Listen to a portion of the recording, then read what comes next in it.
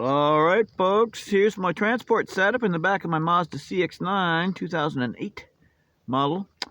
Got the carbon cub all fully assembled and ready to fly. And I can only fit the fuse without the wheels on it, so that's what I've done. And then when I go to fly, I'll put on the wheels if that's how I'm going to fly, or I'll put on the floats if that's how I'm going to fly. And then of course the wings are off. I'll also put those on just before I fly and take them off when I'm done. And I plan to, as I recall from my previous Maule, the wings fit really tight, so I'm going to sand the little plug-in deal, tabs if you will, a little bit, and I believe I can loosen those up just the right amount so the wings will go on and off easily for storage and transport, but they'll still fit on there real nice and snug, and it'll be great. So first thing I got to do is keep things in place driving around. So as you can see, I got some foam blocks here. Down on the bottom, that's a drawing board, you know, a big art drawing board. It's like a giant clipboard, right? And then glued to that is these two pieces of foam, which keeps the fuse from moving this way, right? And I got the same deal there.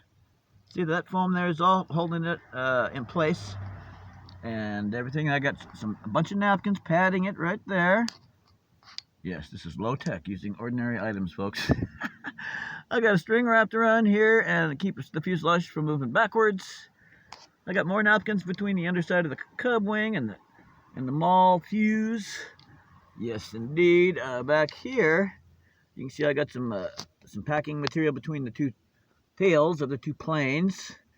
And then here, I've got some more foam glued in that holds the tail of the cub exactly where we want it to be. Yes, these are my crude but effective methods. I have this piece of foam as a chock to keep the plane from going forward.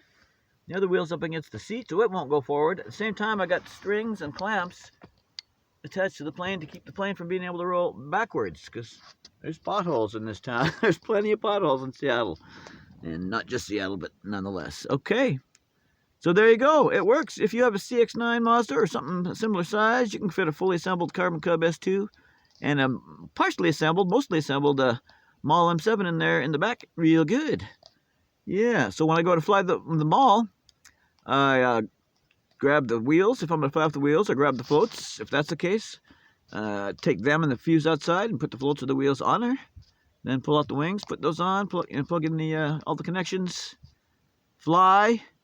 Then take the wings back off, take the wheels or floats back off, and then the fuse can just slide right back into her little place right there like you see. There you go.